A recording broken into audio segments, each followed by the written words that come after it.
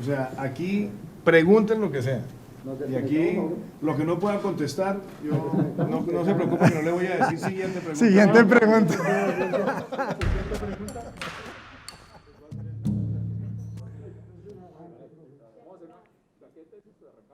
Presidente, usted empezó esta conversación hablando de las 200.000 hectáreas de coca y de su interés de crear, digamos, proyectos en estos municipios con apoyo de la comunidad internacional para superar también un poco este fenómeno tan complejo que vivimos como país, pero no habló del glifosato. En este último año de gobierno, ¿va a insistir en la aspersión con glifosato de cultivos de uso ilícito? Yo te voy a contestar de esta manera. No nos casemos inicialmente con el glifosato. Salgámonos de la discusión del químico. Hablemos de la práctica. Colombia llegó a tener 188.000 hectáreas de coca cuando empezó el Plan Colombia. Y entre el año 2000 y el año 2014, Colombia pasó de 188.000 aproximadamente a menos de 50.000 aproximadamente. Es la mayor reducción que ha registrado nuestro país. Y ahí se combinaron muchas herramientas. Aspersión, erradicación, también desarrollo alternativo. A partir del 2014, Colombia dice, no más aspersión. Y entre el 2014 y agosto del 2018, cuando empieza nuestro gobierno, pasamos de menos de 50.000 a más de 200.000 hectáreas. Es decir, el crecimiento fue exponencial. Nosotros lanzamos la política Ruta Futuro. Y en Ruta Futuro dijimos, aquí no hay una bala de plata. Esto no es la bala de plata para acabar con el hombre lobo. Aquí tiene que haber una combinación de herramientas. Y dijimos, sí a la erradicación manual, sí a la interdicción, sí a romper las cadenas de suministro y entre otras cosas de precursores químicos, sí a la destrucción de laboratorios y también donde se requiera tener aspersión con precisión basado en los protocolos que ha dado la Corte Constitucional. Y nosotros hemos tratado de ajustarnos a esos criterios de la Corte Constitucional para poder tener esa herramienta, pero también sin rechazar los programas de sustitución voluntaria a través del PENIS.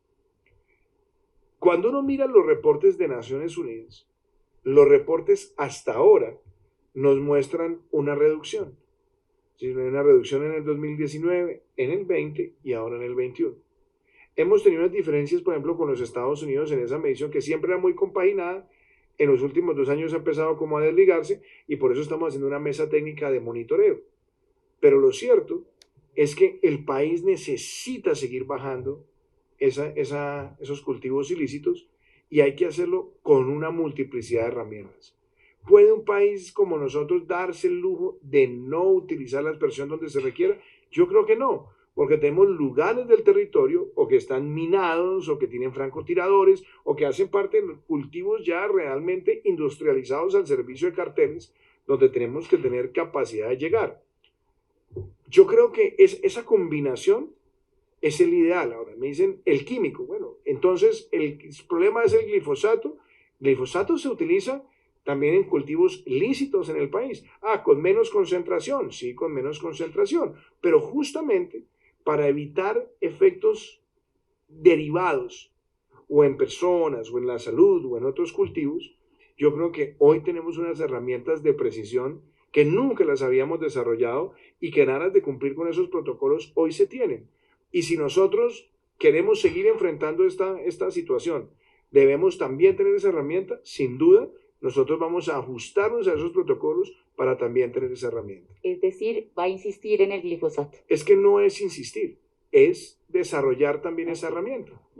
Y porque es que uno no puede en este momento dejar de ver los daños a los que está sometido el país. Es que mucho se habla sobre el daño ambiental, por ejemplo, del glifosato o del potencial daño ambiental, pero muy poco se habla del potencial daño ambiental de la coca. Yo nunca veo a nadie diciendo que por cada hectárea de coca se están destruyendo 2 hectáreas de selva tropical húmeda en el país. Yo nunca veo a nadie hablando sobre los vertimientos de químicos en las áreas de laboratorios y cómo están dañando también lienzo ambiental en muchísimos espacios del territorio, inclusive lo peligroso. Y por eso tenemos que combinar todas las herramientas. Es que hemos visto que en parques nacionales han empezado a sembrar mucho más coca y obviamente tú no puedes asperjar en el parque nacional. Entonces toca tener allá erradicación manual, desarrollo alternativo, pago por servicios ambientales. Entonces nosotros no estamos rechazando ninguna herramienta y cada herramienta tiene su ocasión, su vocación y su funcionalidad. Ok, le cambio un poquito el tema. ¿Por qué rechazó los mecanismos de seguimiento del informe de la CIDH sobre violencia policial cuando estuvo aquí, pero al mismo tiempo sí le pidió al organismo multilateral que interviniera en los casos de Venezuela, Cuba y Nicaragua con relación a las protestas sociales? A ver, qué buena pregunta. Primero, nosotros hemos tenido una relación histórica con la CIDH. Cuando nosotros me refiero a Colombia. Colombia es país fundador del Sistema Interamericano de Derechos Humanos. Y la CIDH vino, y de hecho tuve una reunión larga con el equipo que estuvo acá. Cuando miramos el reporte, primero dije con mucha claridad que el reporte hay que recibirlo de manera constructiva. Creo además que la gran mayoría del reporte son temas que ya se están haciendo en Colombia y que se están haciendo por vocación propia del Estado colombiano y que hay otros temas en los cuales tengo discrepancias. ¿En cuáles temas tengo discrepancia? Bueno, tengo discrepancia sobre la necesidad de tener una instancia adicional de observancia. ¿Y por qué lo digo? Porque es que Colombia tiene un sistema institucional de tutelaje y protección de los derechos fundamentales que no lo tienen otros países. Colombia tiene una defensoría del pueblo que es, por definición, garante, tutelador y mecanismo de alerta frente a la protección de derechos humanos. Colombia tiene una Procuraduría General de la Nación con capacidad y funcionalidad de protección de los derechos humanos. Perdón, me meto aquí un momentico. Déjame terminar. Y tenemos a nivel territorial también personerías. Es decir, Colombia tiene una institucionalidad muy robusta. Entonces, tener una institucionalidad que pretenda sustituir o inclusive de alguna manera usurpar esas funciones, no estoy de acuerdo. Hay países que no tienen ninguna de esas tres y que adicionalmente tienen sistemas con muy poca capacidad judicial de actuar, que ese tipo de instrumentos pueden ser contemplados. No es el caso de Colombia. Segundo reparo, yo estoy en desacuerdo con llamar los bloqueos cortes de ruta, porque es que los bloqueos son una violación a los derechos colectivos de la sociedad. Y en una sociedad democrática, en una sociedad que tiene mecanismos, por ejemplo, de tutela. En Colombia, una tutela tiene un periodo de tiempo límite para que la autoridad judicial se pronuncie sobre una violación o sobre un reclamo de un ciudadano. Nosotros no tenemos por qué avalar que haya personas que pretendan apagar los derechos de los demás para reivindicar los propios. Y me parece además que nuestro Código Penal en el artículo 353A es más que diáfano. Y el otro reparo, que también lo dije, porque me parece que no se analizó el contexto histórico, es que digan, vea, la policía pásela al Ministerio del Interior. Y es un debate que se ha dado en el Congreso, yo lo viví como senador, y eso cada año o cada 2 años viene la misma discusión. Pero la policía, que tiene 130 años, pasó 60 años en el Ministerio de Gobierno, y a este país le costó muchísima sangre tener una policía politizada, donde los rangos, el personal en territorio, el manejo de investigaciones estaba sujeto a los directorios políticos.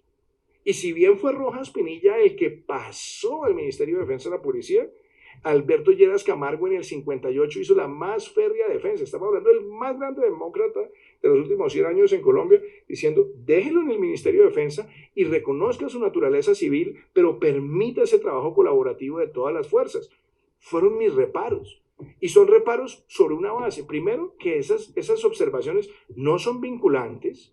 Y segundo, pues yo creo que frente a ese tipo de reportes, ese tipo de debates también son importantes. Y los tuvo Chile, y los ha tenido México, y los ha tenido otros países. Yo creo que nosotros somos un país con una democracia y una institucionalidad lo suficientemente madura como para decir, esto nosotros estamos de acuerdo y ya lo estamos haciendo, y frente a eso tenemos otros reparos. Gracias, presidente. Sobre el acuerdo de paz. Desde la firma del acuerdo de paz han asesinado 278 firmantes del acuerdo de paz. ¿Cómo detener ese fenómeno tan terrible? Y hay quienes de alguna manera señalan que usted, frente a los ojos de la comunidad internacional, respalda la implementación del acuerdo de paz, pero al interior del país lo ha ido desmontando de manera paulatina, como por ejemplo su falta de asistencia a todo el tema de garantías de seguridad y a la Comisión Nacional de Garantías de Seguridad que se creó en el acuerdo de paz. ¿Cuál es su posición sobre eso y cómo detener ese fenómeno? Me emociona mucho la pregunta para contestarla, porque volvemos al tema de la percepción y la realidad. Y a mí me parece que eso es determinante. Empecemos por una cosa. Mucha gente dice, oiga, 278 firmantes asesinados. Lamentable, y he sido el primero en rechazarlo. Pero empecemos también por quiénes fueron los firmantes. ¿Dónde está Iván Márquez? ¿Dónde está Iván Márquez? Yo quiero dejar esto claro porque empecemos por los firmantes. Es que Iván Márquez no era el señor asistente de Timochenko en el proceso, era el jefe negociador. Sí, de acuerdo, pero presidente, estoy hablando de los firmantes del acuerdo de paz, no de los disidentes del acuerdo de paz, como Iván Márquez. Perdón, es que ya estás interpretando mi respuesta. Yo te estoy contestando. Iván Márquez fue firmante del acuerdo. Lo firmó, dio la mano, se tomó la foto. Fue el jefe negociador. ¿Y dónde está? En el terrorismo.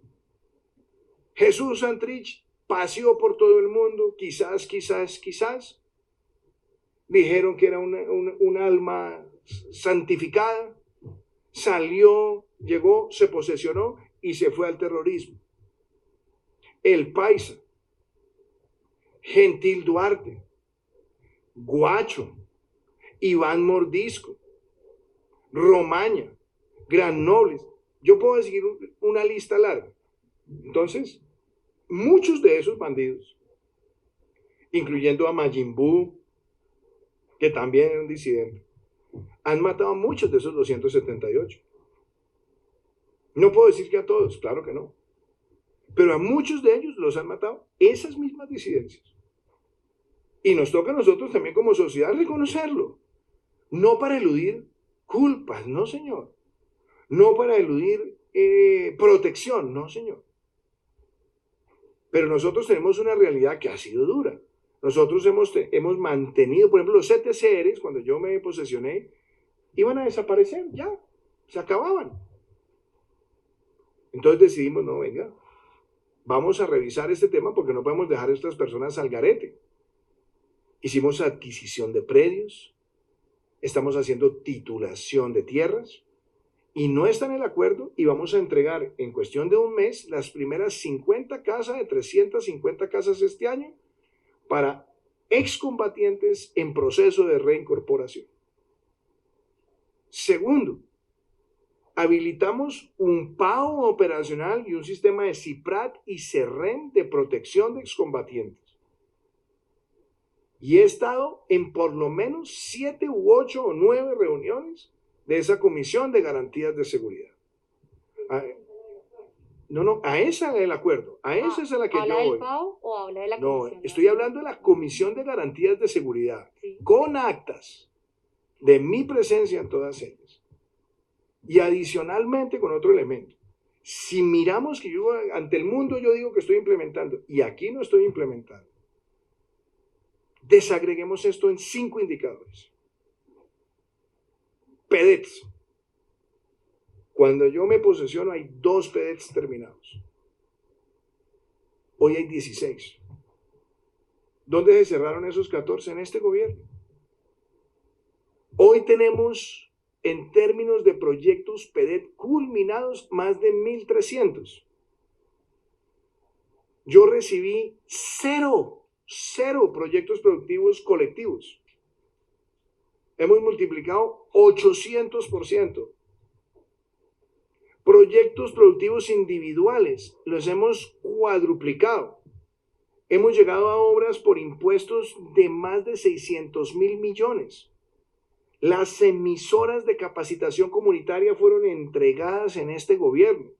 El catastro multipropósito ha empezado en este gobierno. Su elaboración, su contratación de crédito, el acompañamiento multilateral. Tanto así que el Instituto Kroc, que no lo elegí yo, que venía del gobierno anterior, acaba de entregar un reporte donde reconoce lo que aquí se ha hecho en la implementación de un proceso previsto implementarse en 3 o 4 gobiernos. Este año se van a cumplir 5 años. Y dentro de esos 5 años, desminado humanitario, que era un componente, el 50% de todo el desminado humanitario que se ha hecho en Colombia se ha hecho en estos 3 años de gobierno. No dicho por mí, por los países donantes y aportantes. Entonces, decir que no hay un compromiso con la implementación es falso ante la evidencia. Ahora, que por razones políticas no podemos concederle a Duque que Duque avance en esto porque es una bandera electoral. Ah, bueno, eso es otra cosa. Pero mi antecesor, que fue el arquitecto del acuerdo, fue a una sola ETC. Yo he ido a 7. Y he ido a 7 a hablar con los excombatientes. No a hacer visita de médico, digo allá a sentarme, a escuchar, a ir a sus casas, a conocer su realidad. Es decir, su balance es muy exitoso. Pues yo no sé si llamarlo exitoso o no exitoso. Lo que puedo decir es lo siguiente. Es un balance de ejecución que claramente marca una diferencia, punto por punto, frente a los primeros 20 meses de implementación. Y yo no lo veo esto para estar haciendo comparativos. Pero si los comparativos sirven para demostrar cuál es la convicción de nuestro gobierno y cuáles son los resultados área por área, ahí están. Ahora, como esto le van a seguir 3 gobiernos más, lo que nosotros esperamos es dejar no solamente un plan marco de implementación definido, concertado, con la ONU, porque quien le pidió a la ONU que se quedara durante todo mi mandato para hacer seguimiento fui yo, una carta que le envié el 9 de agosto del 2018 al secretario Guterres. Y no solamente eso, sino que le pedimos además que extendiera el mandato de esa misión para evaluar la implementación de las sanciones propias por parte de la justicia transicional.